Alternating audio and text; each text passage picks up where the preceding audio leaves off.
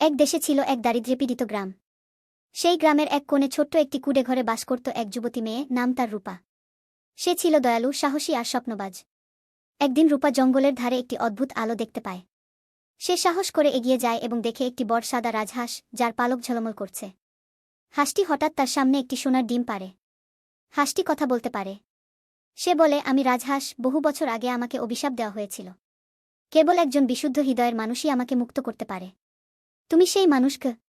রূপা রাজহাঁসকে বাড়ি নিয়ে আসে। প্রতিদিন হাঁসটি একটি করে সোনার ডিম পাড়ে। সে বুঝে যায় সোনার ডিমের চেয়েও হাঁসটির সঙ্গে বন্ধন অনেক বেশি মূল্যবান। একদিন রাজহাঁস বলে, তুমি সত্যিই বিশেষ।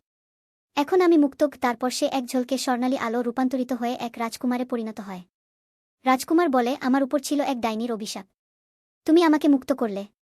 এখন তুমি চাও তো আমি তোমাকে আমার রাজ্যে নিয়ে যেতে পারি?